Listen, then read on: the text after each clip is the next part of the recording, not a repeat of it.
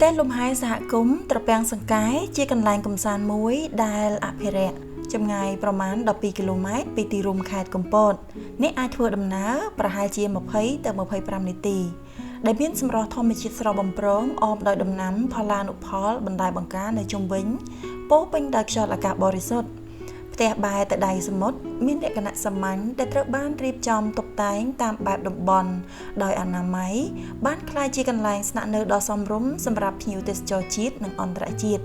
ដែលនិយមការស្នាក់នៅលក្ខណៈសាមញ្ញនិងស្ងប់ស្ងាត់បាទហ្នឹងហើយជាបឋមខ្ញុំសូមជម្រាបសួរបងប្អូនទស្សនិកជនតែងតែគាំទ្រសហគមន៍តាពាំងសង្កែខ្ញុំឈ្មោះសឹមហ៊ីមជាប្រធានសហគមន៍នេសាទតាពាំងសង្កែសម្រាប់ខ្ញុំជាប្រធានសហគមន៍ហើយបើនិយាយទៅតកតនឹងការងារខ្ញុំគឺខ្ញុំក្តោបរួមទាំងសហគមន៍នេសាទទាំងសហគមន៍ទេសចរការ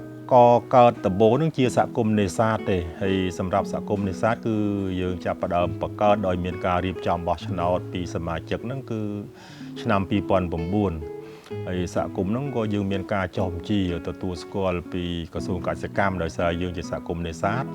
ហើយសម្រាប់សហគមន៍នេសាទគឺយើងមានអង្គការជាច្រើនគ្រប់គ្រងដើម្បីឲ្យសហគមន៍ដល់ថ្ងៃនេះហើយក្រោយមកយើងបានទទួលព័ត៌មានក៏ដូចជាការផ្សព្វផ្សាយពីអង្គការម្ចាស់ជំនួយដែលគ្រប់គ្រងយើងហ្នឹងគាត់បញ្ចប់គម្រោងទាំងអស់នៅឆ្នាំ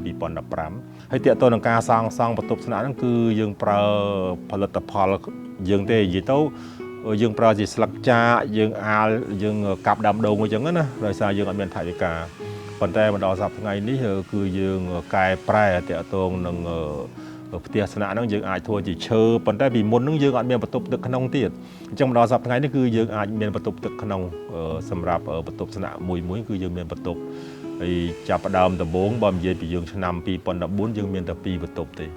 ហើយដល់ឆ្នាំ2015បានយើងចាប់ដើមពង្រីកជាបន្តបន្ទាប់ប៉ុន្តែមកដល់សប្តាហ៍ថ្ងៃនេះយើងមាន30បន្ទប់អត់មានខុសគ្នាទេយើងមានតែមួយប្រភេទទេបើនិយាយពីរឿងថ្ងៃធម្មតាតម្លៃ$12ហើយសម្រាប់ថ្ងៃបុណ្យ$15អញ្ចឹងបន្ទប់យើងមានមាត់ទឹកយើងមានផ្លូវខាងក្នុងអញ្ចឹងណាប៉ុន្តែតម្លៃដូចគ្នាទាំងអស់ហេតុអីបានយើងចាប់ផ្ដើមដាក់តម្លៃដូចនេះដោយសារសម្រាប់បឹងកាឡូបន្ទប់ស្នាក់នេះគឺ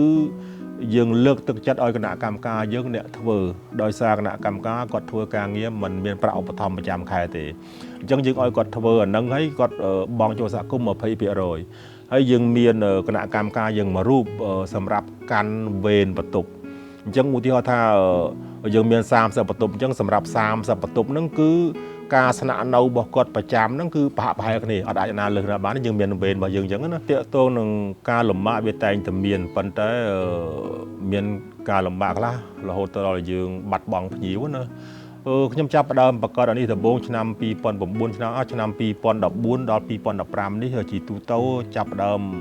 ទទួលមកស្នាក់នៅកន្លែងយើងនេះភាគច្រើនបរទេសហើយក្រោយមកក៏បានព័ត៌មានរហូតដល់ភ្ញៀវជាតិយើងហើយពេលដែលចាប់ផ្ដើមភ្ញៀវជាតិយើងចាប់ផ្ដើមដឹងកន្លែងនេះហើយគាត់មកស្នាក់នៅយើងបាត់បរទេសអស់បាទដល់តាកតងនឹងការពង្រីកសេវាកម្មនេះយើងមានផែនការពង្រីកណាប៉ុន្តែអ្វីសំខាន់ដូចជាបានបញ្ជាក់ខាងដើមអញ្ចឹងថាតាកតងនឹងសេវាកម្មរបស់យើងនឹងយើងមានភ្ញៀវគាត់មក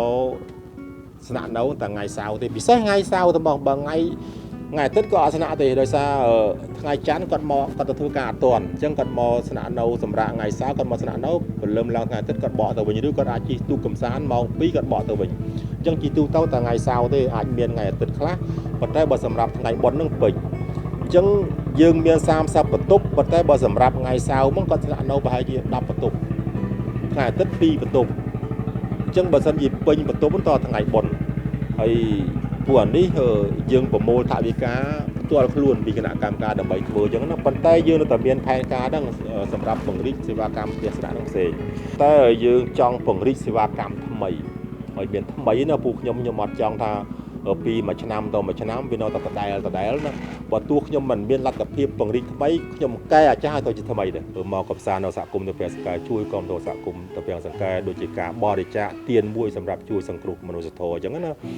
ទី2អ្វីដែលគាត់បានមកហើយខ្ញុំសូមឲ្យគាត់នឹងចូលរួមគោរពទៅលើគោលការណ៍និងលក្ខខណ្ឌនៃការសហគមន៍ទាំងអស់គ្នាពួកអ្វីដែល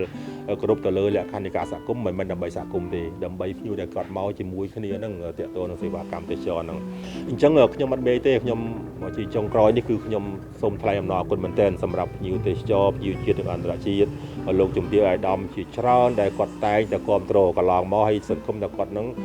គ្រប់គ្រងបន្តទៀតខ្ញុំសំណូមពរឲ្យគាត់គ្រប់គ្រងសហគមន៍ទៅពេលសកែបន្តទៀតហ្នឹងហើយអរគុណការកកើតឡើងនៃផ្ទះលំហែសហគមន៍គឺជាការចូលរួមរបស់សមាជិកសហគមន៍ទាំងអស់ដែលនាំផលដល់អ្នកនៅក្នុងតំបន់និងប្រជានេសាទផងដែរក្រៅពីរបរនេសាទពួកគាត់អាចមានលទ្ធភាពក្នុងការស្វែងរកប្រាក់ចំណូលបន្ថែមជារឿងដែលល្អដោយសារយុទ្ធនាការដាំដើមកោងកាងផងនាំឲ្យសហគមន៍មួយនេះទទួលបានសន្ទុះក្នុងការគាំទ្រជាខ្លាំងសម្រាប់តម្លៃនៅក្នុងផ្ទះលំហែសហគមន៍មានចន្លោះពី$13ទៅ$15ពីកម្មវិធីបំណិនជីវិតសូមអរគុណសូមជម្រាបលា